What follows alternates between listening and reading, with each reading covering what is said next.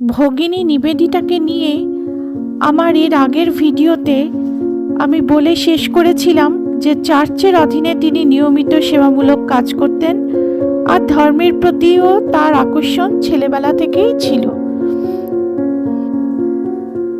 বাস্তব জীবনে যথেষ্ট সফল হলেও চার্চের অধীনে প্রথাগত ধর্মজীবন তাকে শান্তির পথ দেখাতে পারেনি।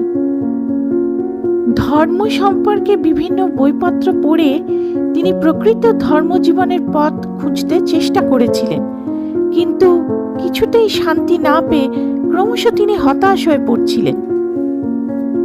তার জীবনের এই অশান্তি চিরকালের জন্য দূর হয়ে গেল ভারতীয় সন্ন্যাসী স্বামী বিবেকানন্দের আবির্ভাবে। 1895 সালে নভেম্বর মাসের এক সন্ধ্যাবেলায় লন্ডনের এক অভিজাত পরিবারের বাড়িতে স্বামীজি ভারতীয় বেদান্ত দর্শন নিয়ে ব্যাখ্যা করছিলেন। মার্গারেট এখানেই স্বামীজিকে প্রথম দেখলেন।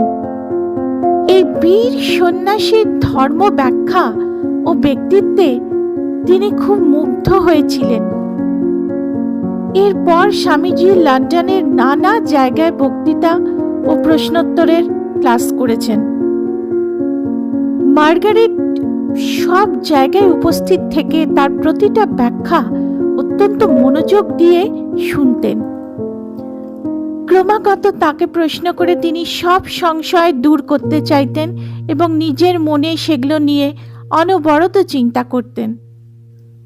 অবশেষে তার বিশ্বাস হলো যে যে ধর্মের সন্ধানে এতদিন তিনি দিশেহারা হয়েছিলেন তার সন্ধান দিতে সমর্থ এই ভারতীয় সন্ন্যাসী।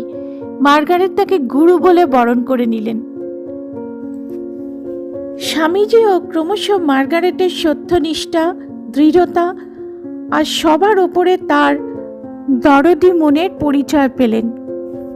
দেখুন, তখন পরাধীন ভারতবর্ষের দুঃখ দুর্দশায়, ভারতের সাধারণ মানুষের দুঃখে অসহ্য যন্ত্রণা বোধ করতেন স্বামীজি।